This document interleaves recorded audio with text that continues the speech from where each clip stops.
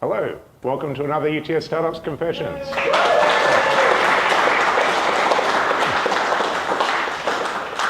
Okay, that's an excellent round of applause for an excellent person. Dave, thank you very much for joining. You are one of my favorite people, like absolute top tier, best advisor. If I could name anyone who I would go to for excellent kind of decisions on startups and advice for startups, it's you. And I want to glue you to that seat and let's make sure that we can unlock your brain as much as possible. Apparently that's not okay, but we can do parts of that. Well, why not? Give it a go. And we've got some cool things that people can access as well. In a sentence, what is Start Growth? Well, Start Growth is my new company, and it is, think of it as the Westfields of people that have built companies that have sold a lot of product. And we've really divided into 4 swim lanes. So we're looking at technology companies, looking at AI and cybersecurity. 2 is retail and e-commerce. 3 is property, because everyone knows there's problems in property in Australia. And the 4th one is health and wellness, and it's around helping companies, those companies that we're advising, get to $100 million in revenue. Okay, so Westfield I don't get too excited by, but what is the goal of Start Growth? Well, when you think of Westfield, you go for specialty stores. Yeah. Well, everyone doesn't want to go online and find something, but you can come and ask people that have done stuff, built stuff, launched it, etc. So that's essentially what Start Growth is. And why Westfields? Everyone's heard of Westfields. Yeah, true. And in terms of kind of outcomes of this, what do you think it can do? Well, I think every founder meets a lot of challenging problems in launching a product, hiring teams, getting enough sales, working out what's going wrong, why am I stuck? And so just those group of people that you can lean into and ask a question, and we're finding a lot of people are enjoying the banter and the dialogue and getting some good answers. And I think I saw somewhere in the notes a goal of 10 companies. 10 companies, yeah. To 100 mil of revenue. Yep, 100%. So, which, just think about that for a second. It's what, 15 companies that have done that in Australia? I think there's been 15 companies that have got through that $100 million ceiling. So, not aiming for small goals here, so 15 unicorns. Value is one thing, but revenue is real.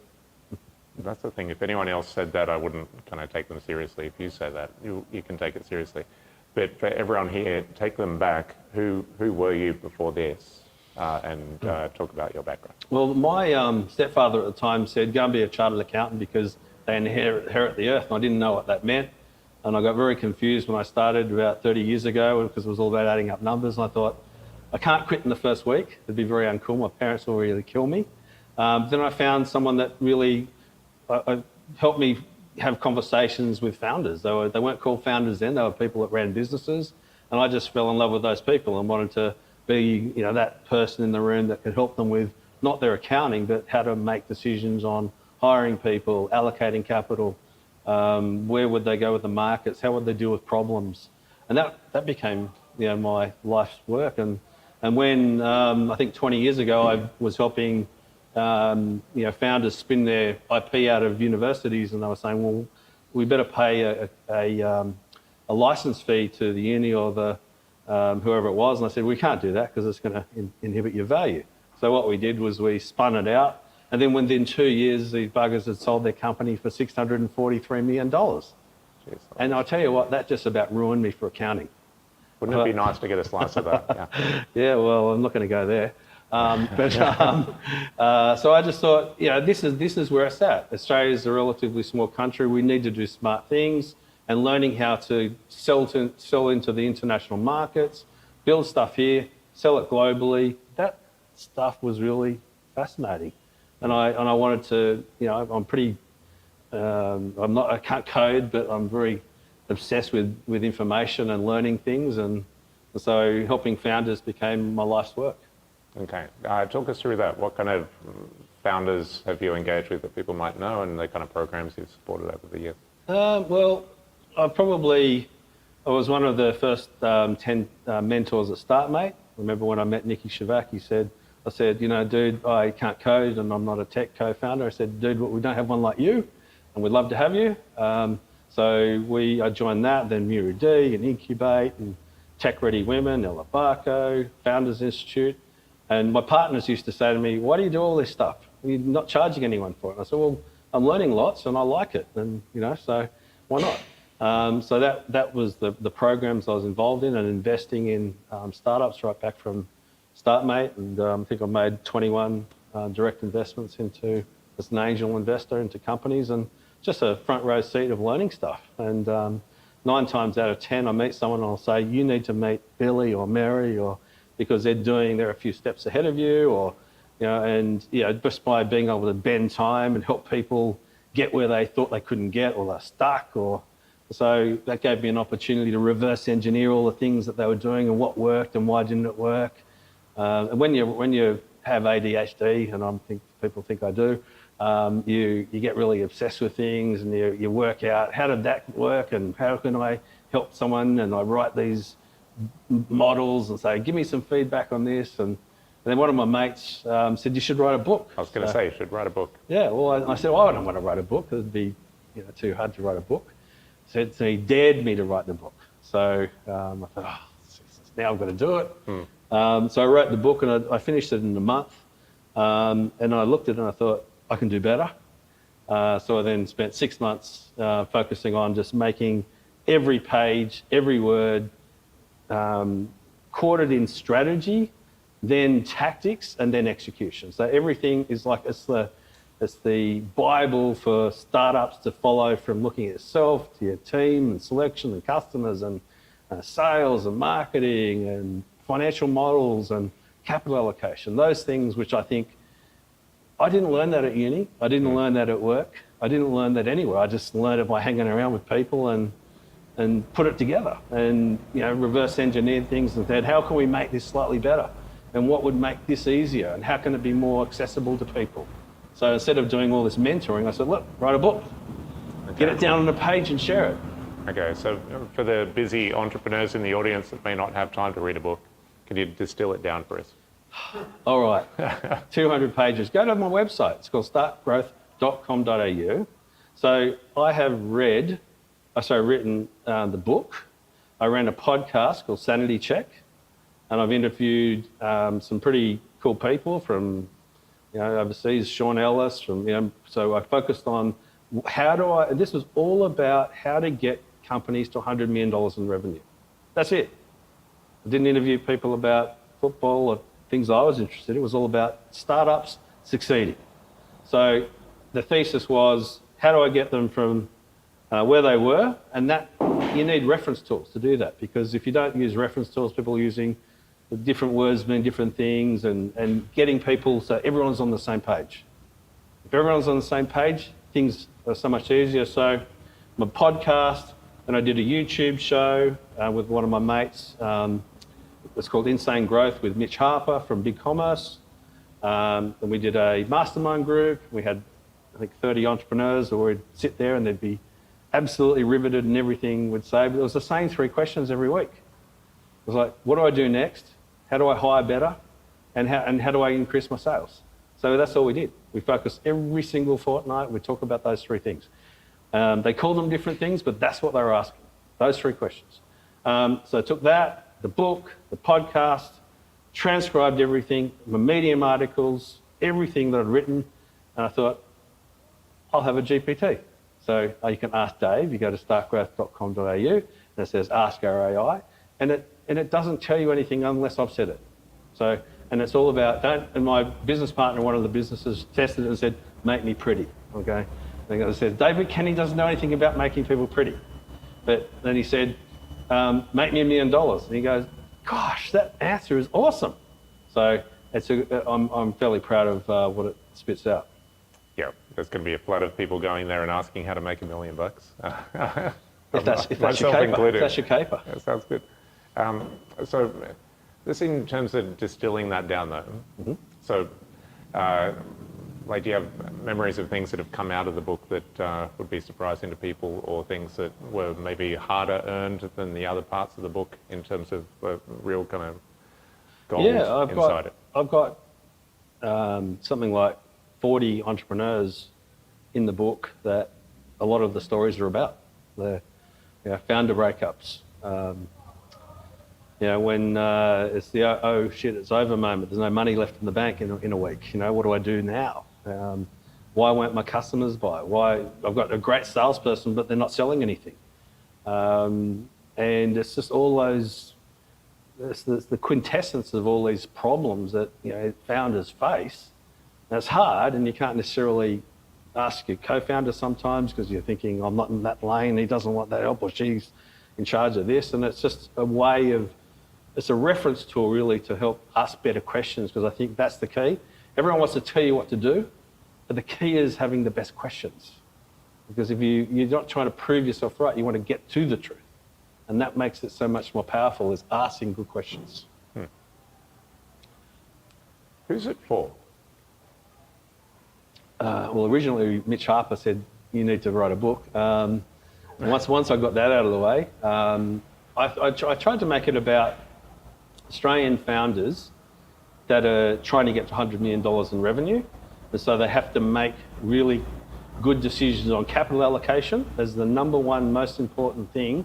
If there was just one thing that people could walk out of the room and say, I am a world-class capital allocator, so the speed, the direction, the increments of the time you spend, your money, other people's money, the bets you're making so that they pay off at the right time, so that they are actually on point. 2 is hiring world-class. There's no point in being good at hiring and saying putting an ad on LinkedIn or something like that if you don't know how to hire. You need to know when, how, who, what you, and also how does it integrate with your team? Like, there's no perfect people, but there can be perfect teams. So you've got to know, how does it fit in with my team?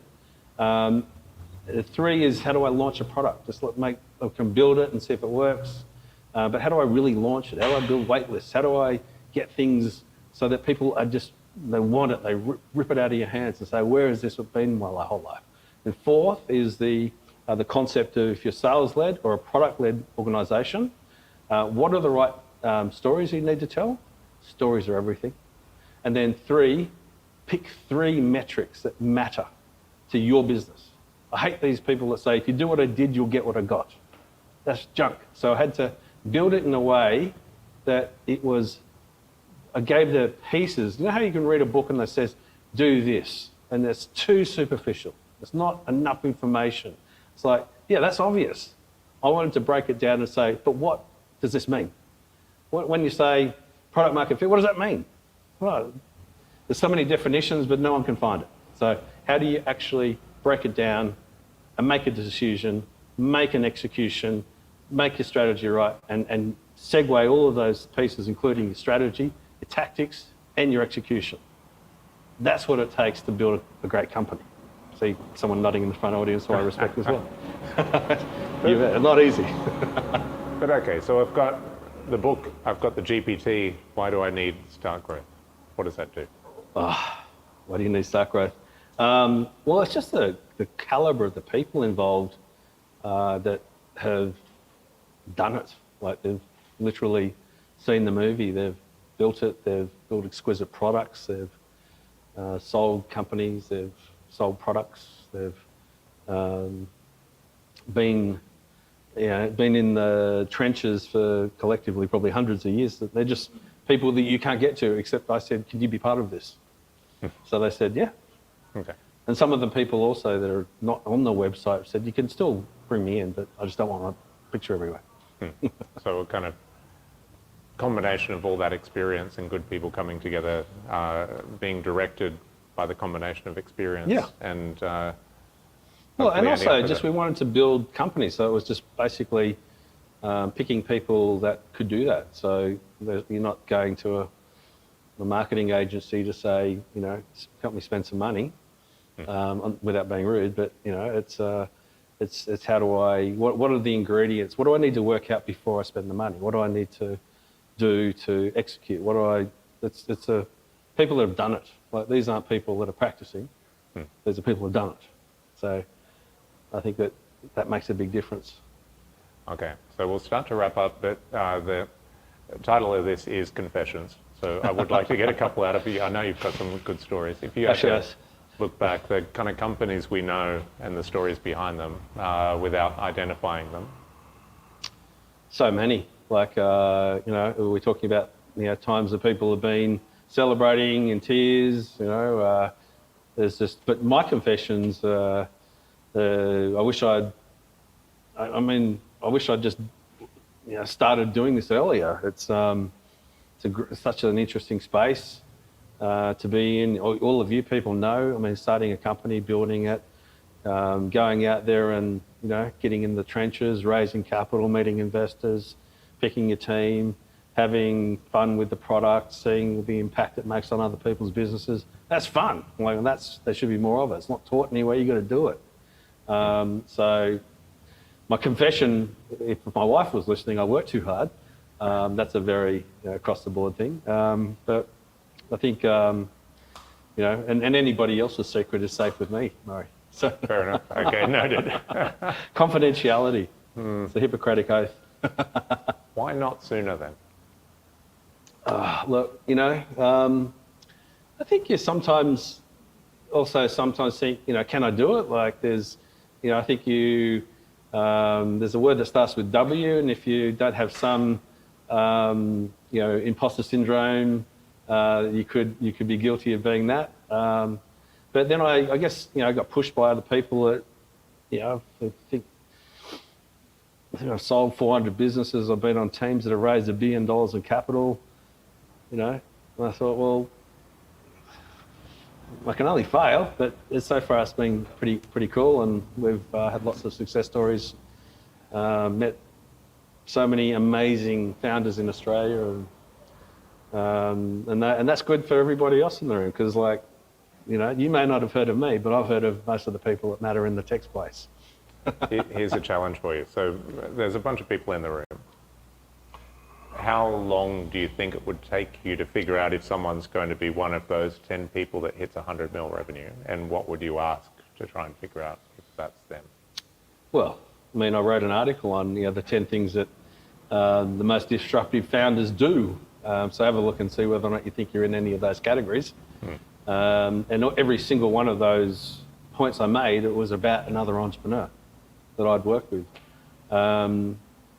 So, to me, it's about, are people aspirational? Are they humble? Are they aspirational? And are they coachable?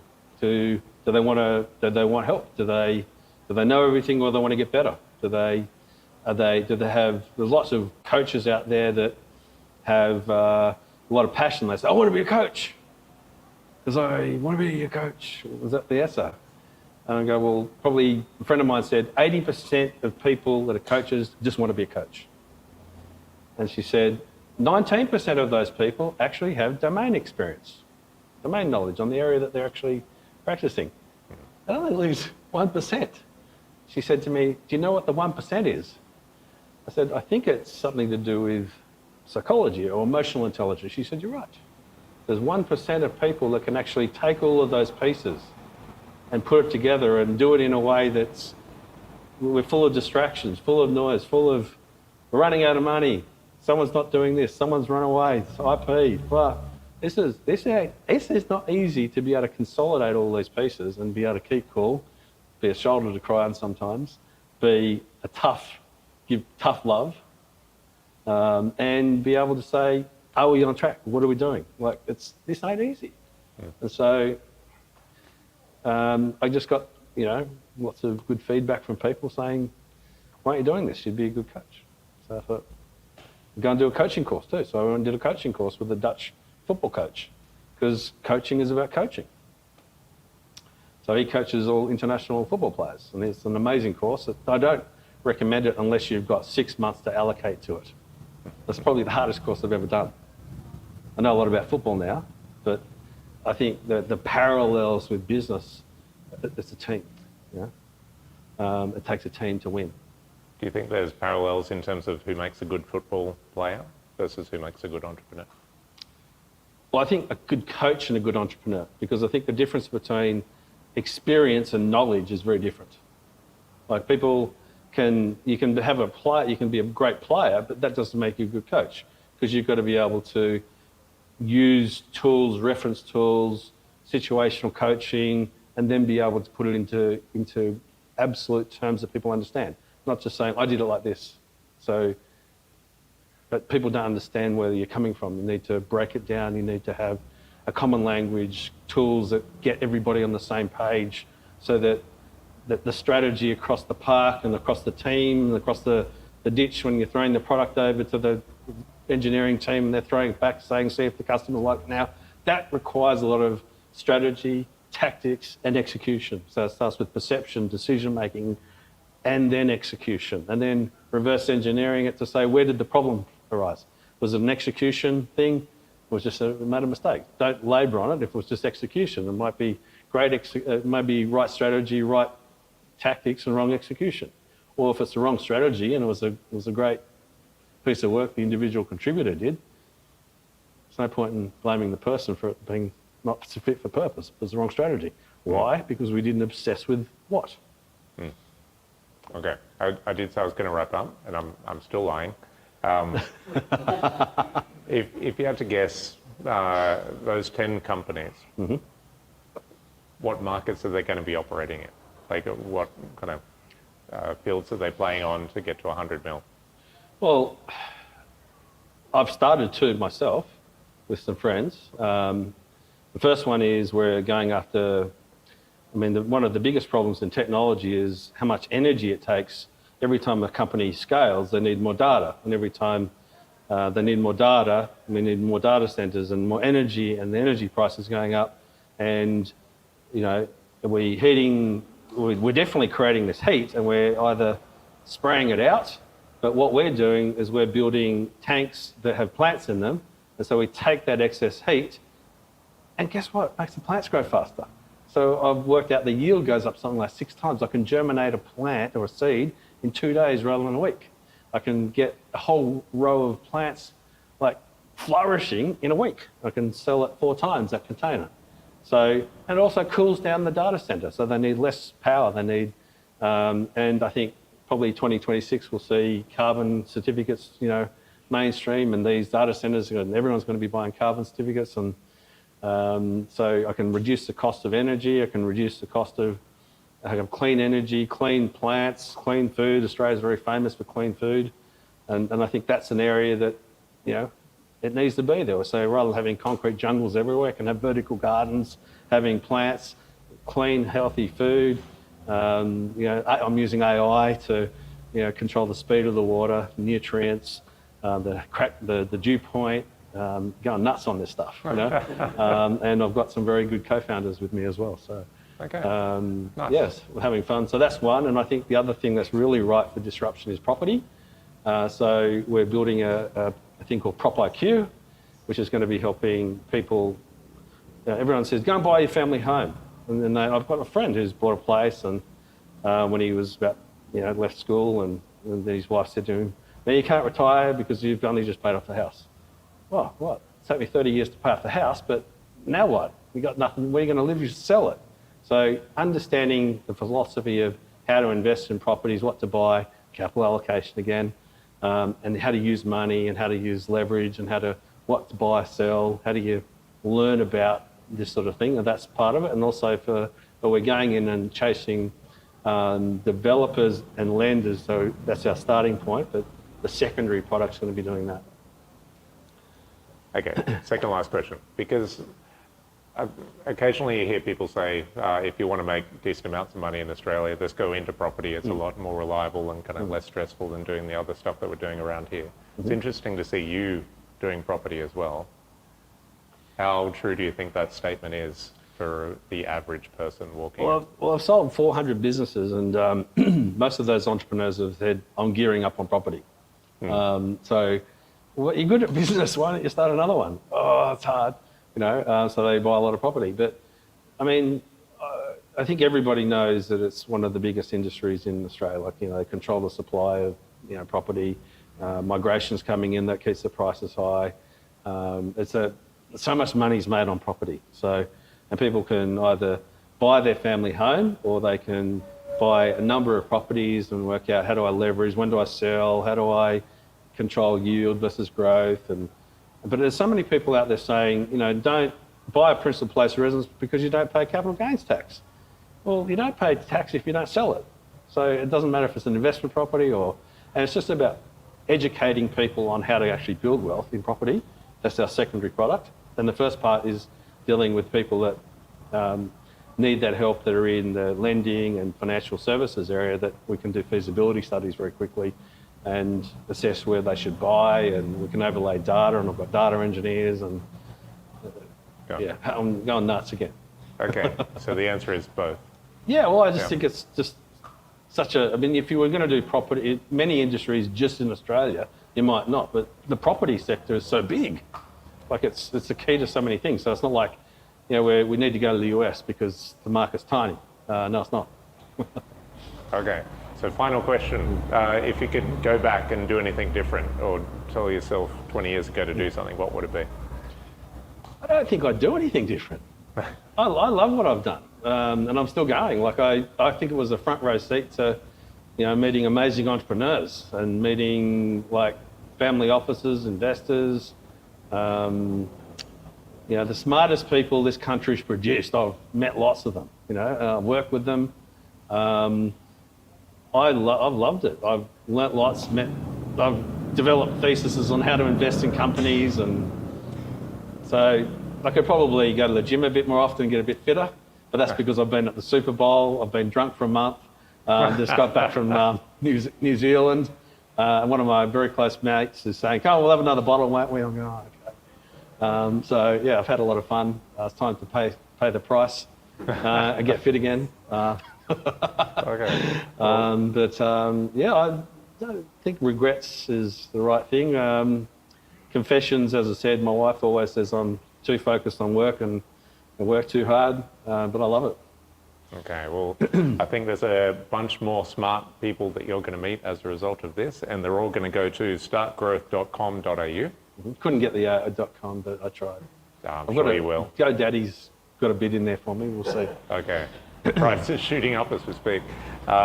The GPT is really interesting. Recommend playing with it, and the book people can get. How do they get it? I've got a wait list for the book because I've been a bit sort of, you know, do I want to? I'm not a big look at me, but you asked me. You asked me to come and talk, but I don't really. Yeah. Get the book out too. Well, it's the definitive guide to entrepreneurship, and the working title was no BS, but you know.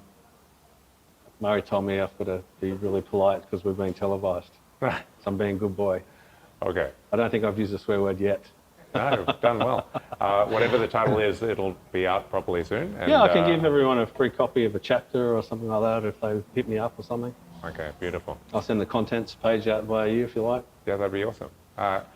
Okay, we'll wrap there and we'll do something very special. So every week we turn off the camera and do a private Q&A where the juicy bits come out. So for anyone watching at home, sorry you're going to miss that, but come down every Friday at 3:30. And for everyone here, we'll stop. Join me in thanking Dave Kenney from Startgrowth.